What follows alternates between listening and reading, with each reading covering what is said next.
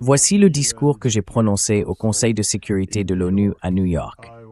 Je devais être présent en personne, mais mon vol a été annulé et aucun vol de remplacement ne pouvait m'y amener à temps. Quoi qu'il en soit, voici mon discours et ensuite je partagerai quelques commentaires pour développer mon argumentation.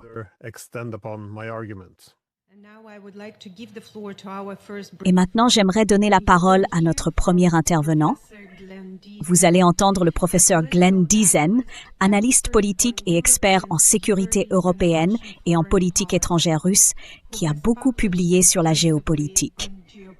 Aujourd'hui, il abordera la manière dont le conflit en Ukraine se déroule non seulement sur la ligne de front, mais aussi dans l'espace informationnel, en examinant comment les récits médiatiques façonnent la perception du public et influencent les risques d'escalade. Monsieur Diesen, nous voulions vous souhaiter la bienvenue ici à New York, mais je vous en prie, la parole est à vous.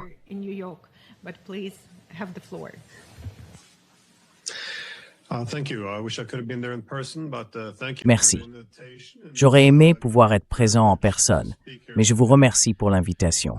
C'est un grand privilège de prendre la parole ici aujourd'hui.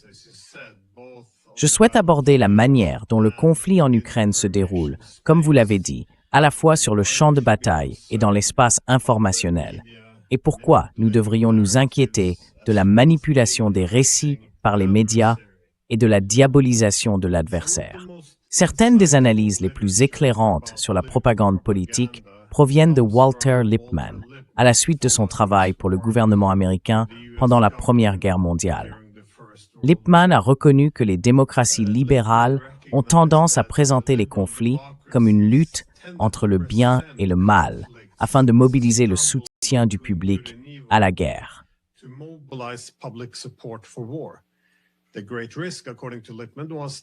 Le grand risque, selon Lippmann, était qu'une fois que le public croyait que l'adversaire était le mal absolu, le public, comme les politiciens, rejetterait toute paix possible. Dans une lutte entre le bien et le mal, le compromis devient de l'apaisement, et la paix exige que la guerre soit menée, puisque le bien doit vaincre le mal. Cela pose un problème profond, car le point de départ de la sécurité internationale est la reconnaissance de la compétition sécuritaire. Les efforts d'un pays pour renforcer sa propre sécurité peuvent diminuer celle des autres. La première étape vers une paix commune consiste donc à se mettre à la place de l'adversaire et à reconnaître ses préoccupations sécuritaires mutuelles.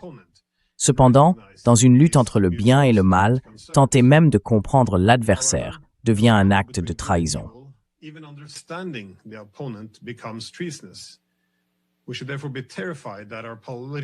Nous devrions donc être alarmés que nos dirigeants politiques, ainsi que les médias, ne discutent même plus des préoccupations sécuritaires de nos adversaires.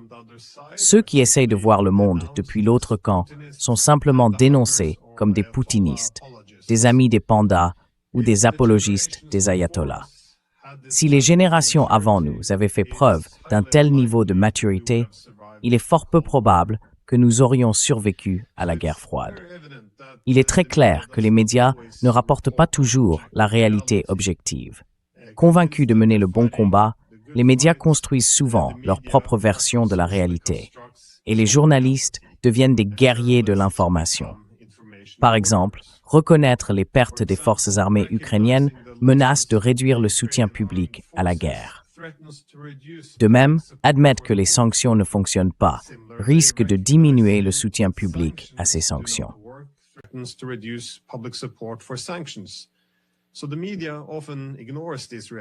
Ainsi, les médias ignorent souvent ces réalités et restent fidèles aux récits établis afin de s'assurer que le public demeure engagé dans le conflit. Mais, comme l'a souligné Lippmann, ce faisant, il supprime également toute voie menant à une paix viable. Nous voyons donc que la Russie doit jouer ce double rôle dans les médias, comme nous l'avons tous constaté. D'un côté, elle doit apparaître à la fois désespérément arriérée et faible, et de l'autre, comme une menace écrasante pour l'Occident. On nous dit que la Russie échoue en Ukraine, mais qu'elle pourrait aussi conquérir l'Europe si nous ne l'arrêtons pas. Le but est de faire comprendre au public occidental que l'adversaire est très dangereux tout en le rassurant sur le fait que la Russie peut facilement être vaincue si nous poursuivons simplement la guerre.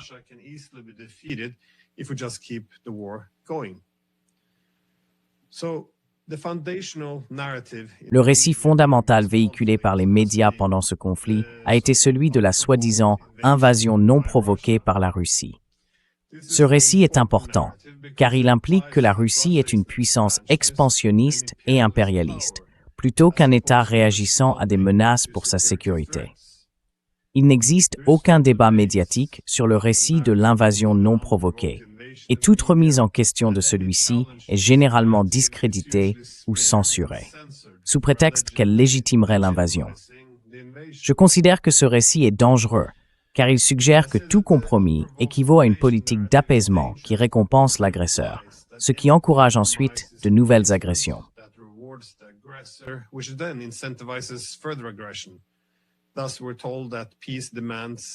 Ainsi, on nous dit que la paix exige de fournir des armes pour en augmenter le coût. Comme pour tout autre conflit après la guerre froide, les médias décrivent les adversaires comme une nouvelle réincarnation d'Hitler, rappelant au public que la guerre, c'est la paix, et que la diplomatie, c'est l'apaisement. Ou, comme l'a soutenu l'ancien secrétaire général de l'OTAN, les armes sont la voie vers la paix. Encore une fois, c'est un récit dangereux, car si ce conflit a été provoqué, alors nous sommes en train d'escalader et de nous impliquer directement dans une guerre contre la plus grande puissance nucléaire du monde, qui se perçoit comme engagée dans un conflit existentiel. Et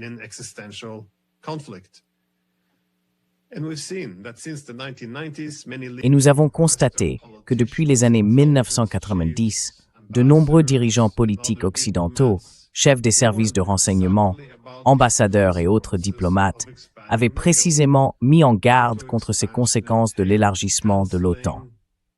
L'expansion de l'OTAN signifiait l'annulation des accords de sécurité pan-européens et à la place, une nouvelle division du continent, la relance de la logique de la guerre froide, puis des affrontements dans le voisinage commun pour déterminer où tracer les nouvelles lignes de séparation.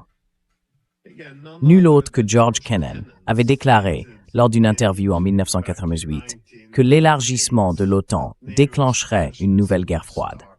Il avait prédit, bien sûr, il y aura une mauvaise réaction de la part de la Russie. Et alors, les partisans de l'expansion de l'OTAN diront, « Nous vous avons toujours dit que les Russes étaient comme ça, mais c'est tout simplement faux. »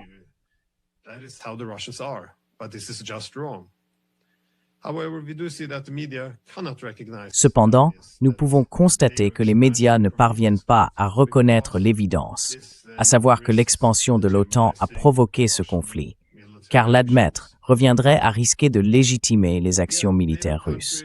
Pourtant, les pays de l'OTAN ont franchi la ligne rouge ultime en attirant l'Ukraine dans l'orbite de l'OTAN et en la transformant en un État de première ligne contre la Russie. Rappelons qu'Angela Merkel avait reconnu qu'offrir à l'Ukraine un plan d'action pour l'adhésion à l'OTAN serait interprété par Moscou comme, je cite, « une déclaration de guerre ». L'ancien ambassadeur britannique en Russie, Roderick Lyne, a déclaré à propos de l'intégration de l'Ukraine dans l'OTAN « C'était stupide à tous les niveaux à cette époque. Si vous voulez déclencher une guerre avec la Russie, c'est la meilleure façon de le faire. »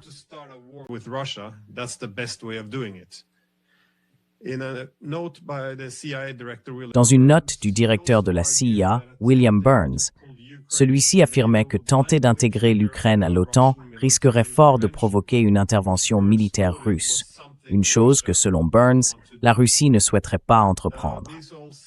Tout cela semble pourtant correspondre parfaitement à la définition du mot « provoquer », mais il nous est impossible d'utiliser ce terme. Et en février 2014, les pays de l'OTAN ont néanmoins soutenu un coup d'État visant à faire entrer l'Ukraine dans l'orbite de l'OTAN. Nos médias ont présenté ce coup d'État comme une révolution démocratique, bien que Yanukovych ait été élu lors d'un scrutin libre et équitable. Sa destitution, tout comme les émeutes sur le Maïdan, ne bénéficiait pas du soutien de la majorité des Ukrainiens et violait la constitution ukrainienne.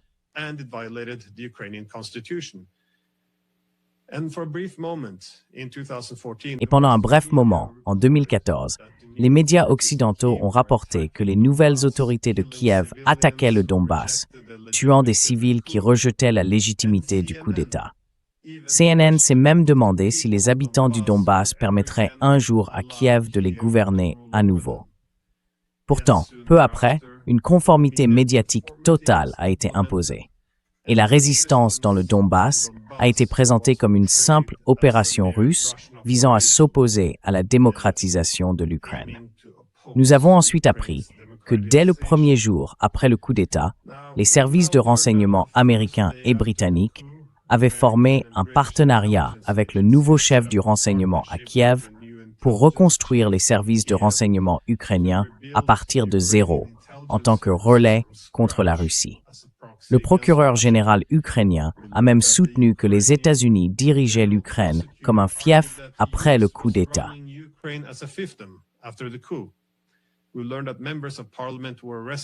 Nous avons appris que des membres du Parlement ont été arrêtés, que certains ont été déchus de leur citoyenneté, que les médias ont été purgés, que la langue russe a été purgée, que l'Église orthodoxe a été purgée et que des civils du Donbass ont été tués année après année.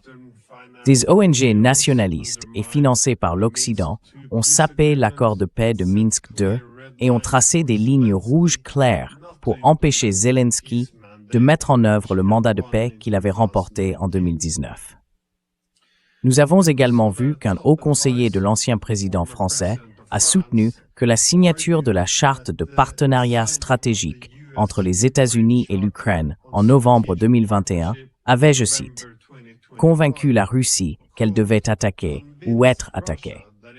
Je pense qu'il est juste de dire que si la Russie ou la Chine avaient fait ne serait-ce qu'une partie de ces choses, disons au Mexique, nous l'aurions certainement qualifié de provocation.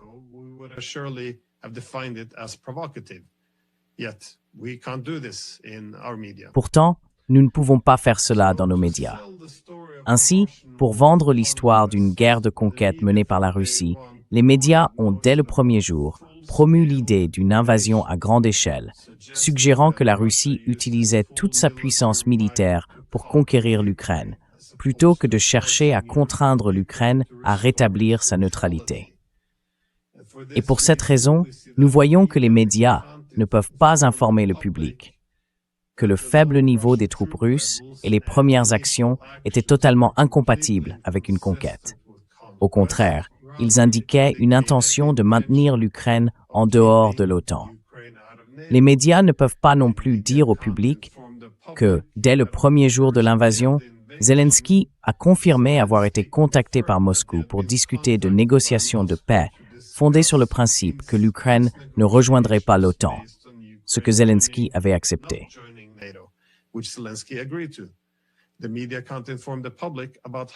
Les médias ne peuvent pas informer le public que Zelensky lui-même a déclaré en mars 2022, je cite, « Il y a en Occident ceux que cela ne dérange pas qu'une guerre longue se poursuive, car cela signifierait l'épuisement de la Russie, même si cela entraîne la disparition de l'Ukraine et coûte des vies ukrainiennes. » Les médias ne peuvent pas non plus informer le public du sabotage des négociations de paix d'Istanbul, après quoi le ministre turc des Affaires étrangères a conclu, je cite, « J'ai eu l'impression que certains, au sein des États membres de l'OTAN, veulent que la guerre continue. Que la guerre continue et que la Russie s'affaiblisse. Ils se soucient peu de la situation en Ukraine. »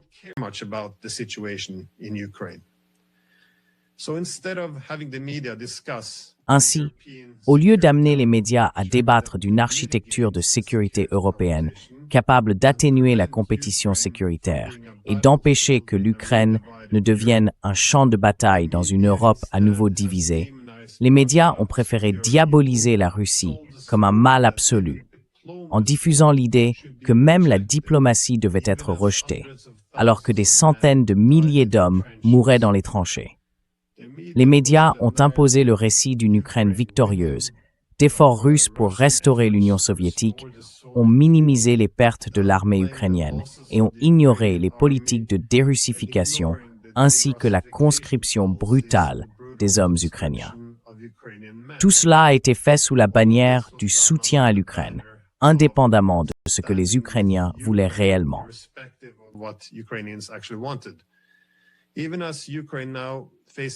Alors même que l'Ukraine fait aujourd'hui face à une catastrophe et que nous pourrions finir par entrer en guerre directe avec la Russie, il n'y a aucune volonté de reconnaître que la Russie puisse avoir des préoccupations de sécurité légitimes. Au contraire, tout se déroule dans un vide et les médias restent attachés au récit d'un ennemi russe maléfique. La conclusion logique est donc une nouvelle escalade, plutôt que l'exploration de voies menant à une paix viable. Ainsi, si vous voulez comprendre pourquoi il est devenu impossible de simplement parler de paix, pourquoi la diplomatie a été criminalisée, je vous conseille d'examiner la couverture médiatique extrêmement dangereuse et de vous souvenir des avertissements de Walter Lippmann sur la simplification des conflits en une lutte binaire entre le bien et le mal. Merci de votre attention.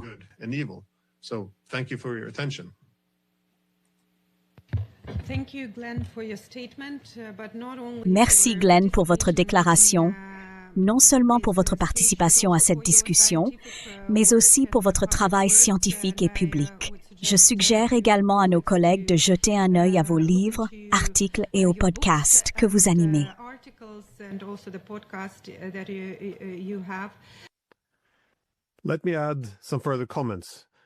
Permettez-moi d'ajouter quelques commentaires qu'il n'y a pas eu le temps de faire pendant mon discours.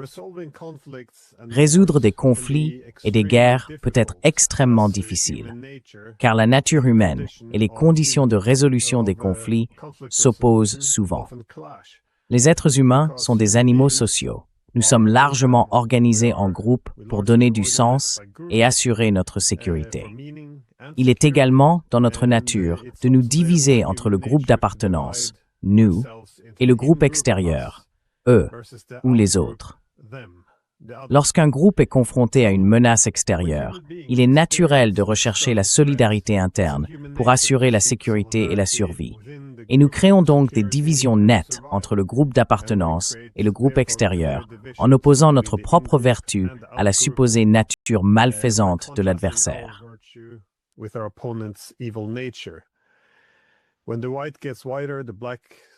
Quand le blanc devient plus blanc et le noir plus noir, la zone grise disparaît.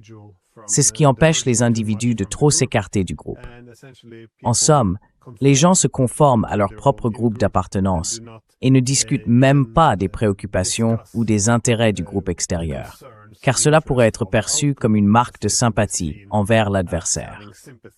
Cet instinct propre à la nature humaine peut être encore davantage exploité par la propagande politique, qui s'organise en grande partie autour de la création de stéréotypes opposant le groupe d'appartenance au groupe extérieur.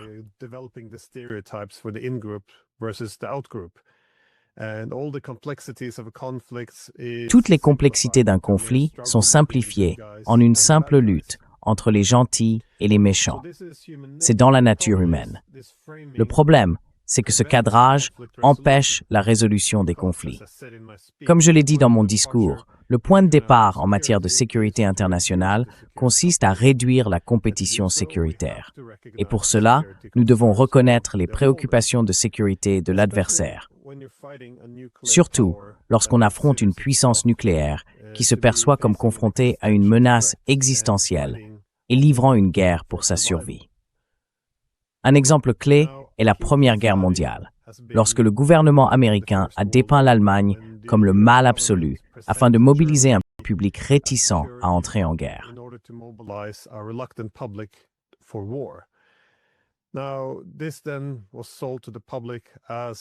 Cela a été présenté au public comme une guerre contre le mal absolu, l'adversaire allemand déshumanisé. On l'a appelé, je cite, « la guerre pour mettre fin à toutes les guerres », la guerre destinée à rendre le monde sûr pour les démocraties. En somme, avec un tel cadrage, seule une victoire totale pouvait engendrer la paix. Et c'est pour cette raison que des personnes comme Walter Lippmann sont passées, dans une large mesure, du statut de partisan de la propagande à celui de critique, parce que cela a conduit à ignorer les solutions diplomatiques possibles pour mettre fin à la guerre, ce que Lippmann appelait une paix praticable.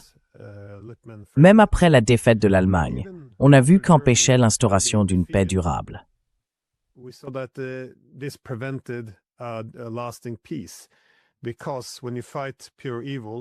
Parce que lorsqu'on combat le mal absolu, on ne peut pas simplement rétablir un équilibre des puissances, comme lorsque la France fut réintégrée à la table des négociations après les guerres napoléoniennes. Au contraire, nous avons vu que les Allemands devaient être véritablement vaincus. Ce fut une défaite humiliante après la Première Guerre mondiale, et c'était aussi une défaite conçue pour maintenir l'Allemagne durablement affaiblie. Comme nous l'avons appris par la suite, cela a créé les conditions d'une autre guerre mondiale. Ainsi, même s'il peut sembler très patriotique de présenter l'adversaire comme le mal absolu afin de manifester sa loyauté envers son propre camp, cela va en réalité à l'encontre de nos propres intérêts, dans la mesure où cela compromet la possibilité d'instaurer une paix durable. Permettez-moi maintenant de citer certains travaux de Raymond Aron, qui mettait en garde dès 1962 contre la division des États entre bons et mauvais. Il écrivait « La diplomatie idéaliste glisse souvent vers le fanatisme.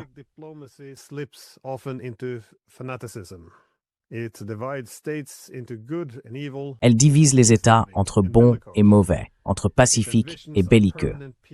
Elle imagine une paix permanente grâce à la punition des seconds et au triomphe des premiers. L'idéaliste, convaincu d'avoir rompu avec la politique de puissance, en exagère les crimes. Or, cela a également été ma principale préoccupation après la guerre froide, lorsque l'Occident s'est établi comme un hégémon collectif et a insisté sur le fait qu'il représentait une force du bien. Tous les conflits ont alors été présentés comme opposant les démocraties libérales aux régimes autoritaires, ce qui revient essentiellement à dire les gentils contre les méchants.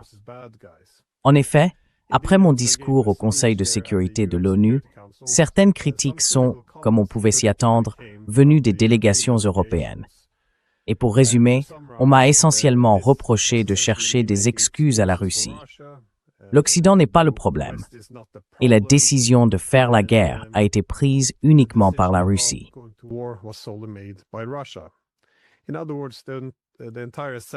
En d'autres termes, toute l'évaluation repose sur ceci. Que dites-vous? Quel récit défendez-vous? La seule manière dont on évalue les choses, c'est en se demandant « nous légitimez-vous » ou bien « eux ». Mais mon propos, c'est que cela ne consiste pas à prendre parti pour l'un ou pour l'autre. Il s'agit de l'incapacité même à discuter des préoccupations de sécurité de nos adversaires. Prendre ces préoccupations en compte est nécessaire pour prévoir leurs réactions et ajuster notre politique étrangère en conséquence, afin de maximiser notre propre sécurité. Il a été très difficile de convaincre qui que ce soit que les politiques que nous avons menées ont réellement renforcé notre sécurité ou apporté quoi que ce soit de positif à l'Ukraine. Il existe aussi cette idée selon laquelle l'Occident ne fait pas de propagande, parce qu'il est composé de démocratie libérale, et que la propagande, c'est ce que font les États autoritaires.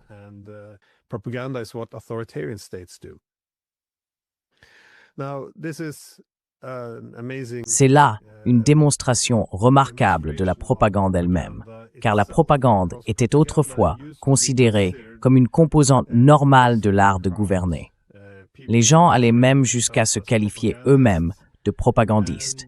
Et ce n'est devenu un terme péjoratif qu'après que les Allemands l'ont utilisé dans les années 1930. Edward Bernays, considéré comme le principal auteur des premiers écrits sur la propagande politique, a essentiellement contribué à la rebaptiser « relations publiques ». Car ce que font nos adversaires s'appelle de la propagande, tandis que ce que nous faisons s'appelle des relations publiques. Et c'est, dans une large mesure, ce que fait aussi la propagande. Elle transforme le langage pour convaincre le public, au lieu de s'appuyer sur des arguments rationnels.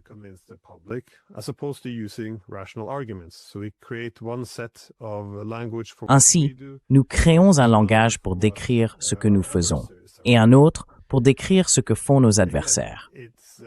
Là encore, cela contribue à renforcer la légitimité du groupe auquel nous appartenons et à délégitimer le groupe opposé, ce qui favorise la solidarité interne, mais rend la résolution des conflits très difficile si nous ne pouvons même pas comparer nos politiques à celles de nos opposants. On peut également dire qu'il existait un quasi-consensus parmi les premiers chercheurs sur la propagande politique, il y a un siècle, selon lequel les démocraties libérales dépendaient en réalité davantage de la propagande. Car lorsque la souveraineté est transférée au peuple, il devient plus nécessaire de gérer les masses. D'Edward Bernays à Walter Lippmann, cette affirmation n'avait rien de controversé.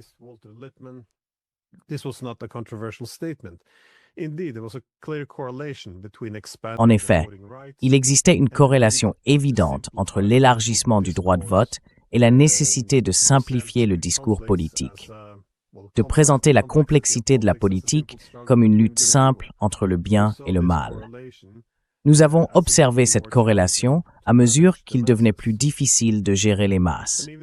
Même pendant la guerre froide, de nombreux chercheurs ont reconnu que les États-Unis et le Royaume-Uni disposaient d'une propagande plus efficace, car un élément clé de la propagande est la crédibilité de la source.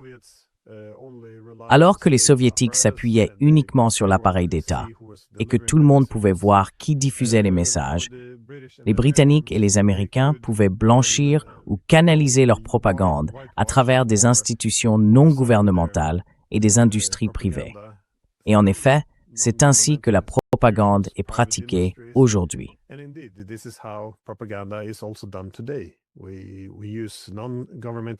Nous utilisons des organisations non gouvernementales et d'autres institutions pour donner plus de crédibilité à notre discours. Et enfin, permettez-moi de dire que c'est extrêmement frustrant pour un universitaire comme moi, qui depuis plus de 20 ans met en garde contre cette guerre que nous voyons aujourd'hui en Ukraine, avertissant qu'elle détruirait l'Ukraine et pourrait déclencher une guerre directe entre l'OTAN et la Russie, laquelle pourrait ensuite dégénérer en un échange nucléaire. Dans un tel scénario, nous serions tous perdants. Pourtant, chaque fois que j'ai lancé ces avertissements au cours des 20 dernières années, je me suis heurté à un mur.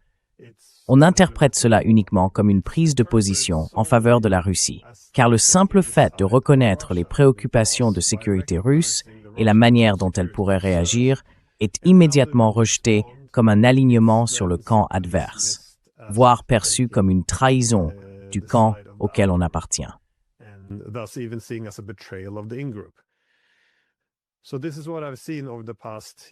C'est bien ce que j'ai constaté au fil des années, en effet. Les avertissements selon lesquels l'expansion de l'OTAN minerait l'architecture de sécurité pan-européenne ont été rejetés comme étant pro-russes. Les mises en garde affirmant que le soutien à la révolution orange en 2004 ne mènerait qu'à un conflit avec la Russie et à la guerre ont également été dénoncées comme pro-russes. En 2008, lorsque l'OTAN a promis de s'étendre à l'Ukraine et à la Géorgie, alors qu'une petite minorité seulement d'Ukrainiens souhaitait rejoindre l'OTAN, et en sachant que cela risquait de déclencher une guerre et peut-être même de fracturer l'Europe, cela a de nouveau été perçu comme pro-russe. En 2014, lorsque les pays de l'OTAN ont soutenu le coup d'État visant à transformer l'Ukraine en ligne de front contre la Russie, la catastrophe était déjà évidente.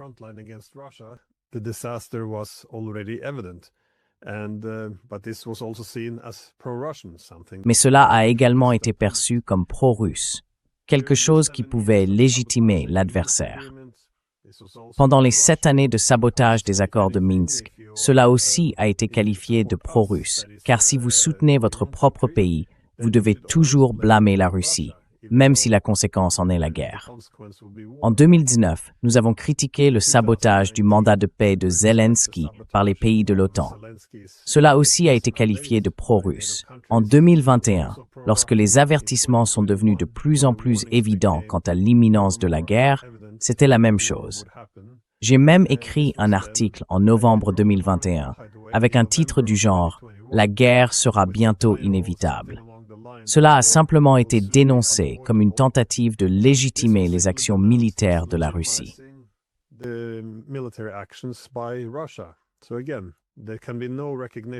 Ainsi, encore une fois, il ne peut y avoir de reconnaissance de l'adversaire, car cela serait alors considéré comme un soutien. En 2022, de nombreux pays occidentaux ont été critiqués pour avoir saboté les négociations d'Istanbul. Cela a également été perçu comme pro-russe, anti-ukrainien, même si cela a, de manière prévisible, conduit à la destruction de l'Ukraine, ce que Zelensky lui-même avait averti. Au cours des 4 dernières années, j'ai vu mensonge après mensonge, destinés à créer les conditions d'une guerre longue, tandis que des centaines de milliers d'Ukrainiens étaient sacrifiés dans une guerre qui ne pouvait pas être gagnée. Le tout sous la bannière du soutien à l'Ukraine. J'ai entendu des dirigeants affirmer que les armes étaient la voie vers la paix, tout en criminalisant la diplomatie. Il est impossible d'expliquer cela comme étant dans notre intérêt, ni même dans celui des Ukrainiens.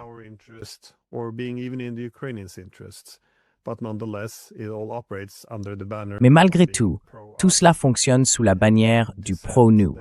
Et si vous exprimez un désaccord, alors vous êtes pro-russe. Tout cela, pourquoi? De manière tout à fait prévisible, l'Ukraine est en train d'être détruite, avec des conséquences humanitaires terribles.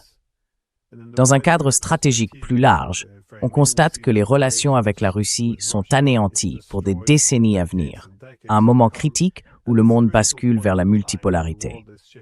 Il aurait certainement été dans notre intérêt de garder la Russie de notre côté.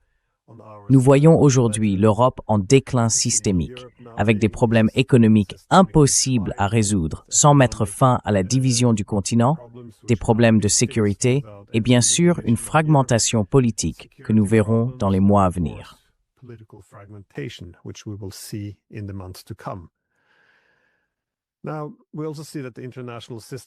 Nous voyons également que le système international est en train de s'effondrer, que le droit international lui-même se désagrège et que l'avenir de l'ONU n'est plus clair. À maintes reprises, de nombreuses voies vers une paix viable ont été envisagées, mais chaque fois, elles sont rejetées, car Poutine est présenté comme Hitler et la Russie comme un adversaire maléfique avec lequel il serait impossible de faire la paix.